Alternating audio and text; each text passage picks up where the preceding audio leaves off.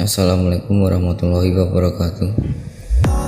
Kali ini kita akan belajar mengenai produksi massal, produk kreatif dan kewirausahaan kelas 12 bab 1.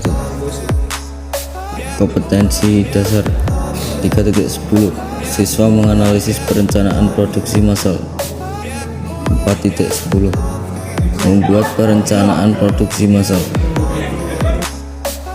Tujuan pembelajaran: setelah mempelajari bab ini diharapkan 1. Siswa dapat memahami tentang produksi massal. 2.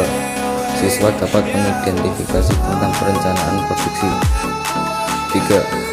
Siswa dapat mengidentifikasi rancangan produksi massal. 4. Siswa dapat mengidentifikasi tahapan produksi massal. 5. Siswa dapat menganalisis dan mempresentasikan proses produk suatu perusahaan. 6. Siswa dapat membuat dan mempresentasikan rancangan produk sesuai jurusan.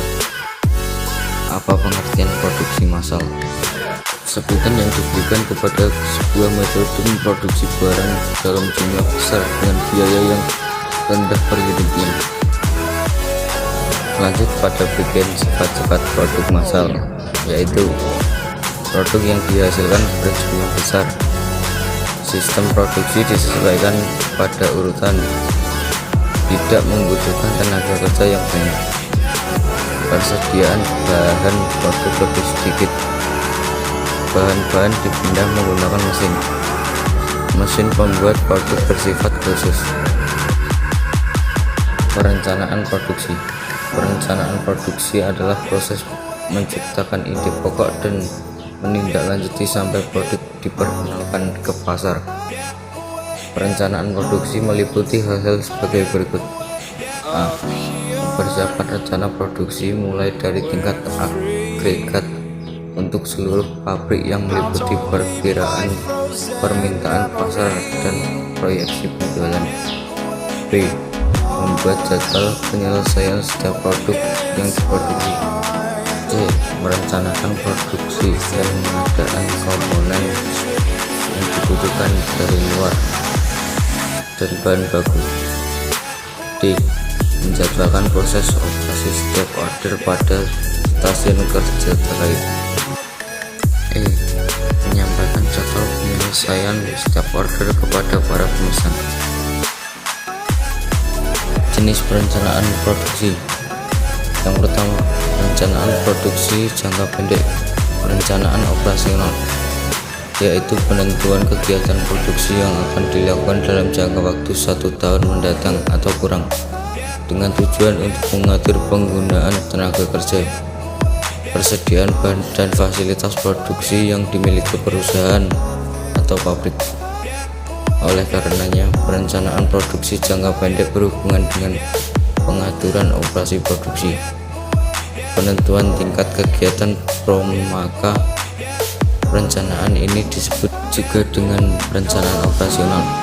Yang kedua, perencanaan produksi jangka panjang, yaitu penentuan tingkat kegiatan produksi lebih daripada 1 tahun, biasanya sampai dengan 5 tahun mendatang, dengan tujuan untuk mengatur pertambahan kapasitas peralatan atau mesin-mesin, ekspansi pabrik, dan mengembangkan produk. Fungsi dan tujuan perencanaan produksi. 1. Menjamin rencana penjualan dan rencana produksi konsisten terhadap rencana strategis perusahaan. 2. Sebagai alat ukur performasi proses perencanaan produksi. 3. Menjamin kemampuan produksi konsisten terhadap rencana produksi. 4. Memonitor hasil produksi aktual terhadap rencana produksi yang membuat penyesuaian. 5. Mengatur persediaan produk jadi untuk mencapai target produksi dan rencana strategis. 5 dimensi untuk menilai kinerja usaha pengembangan produk. 1. Kualitas produk. 2. Biaya produk. 3. Pengembangan produk. 4. Biaya pengembangan. 5. Kapasitas pengembangan. Tahapan produksi massal. 1. Market research dan Profitability, student market research. 2. Brainstorming. 3. Menentukan tujuan dan batasan produk. 4. Menggambar produk. 5. Review produk. 6. Membuat prototip dan tampil. 7. Uji coba. 8. Produksi massal. Kesimpulan produksi massal. Pengertian produksi massal. Produksi massal adalah sistem produksi barang secara terus-menerus dengan kuantitas barang yang berskala besar. Dalam produk massal, perusahaan manufaktur dapat menghasilkan ratusan bahkan ribuan produk secara bersamaan.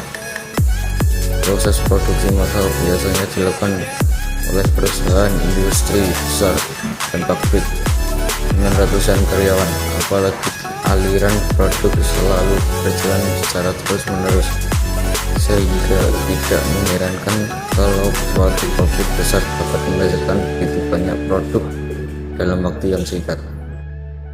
Sekian dari saya, wassalamualaikum warahmatullahi wabarakatuh.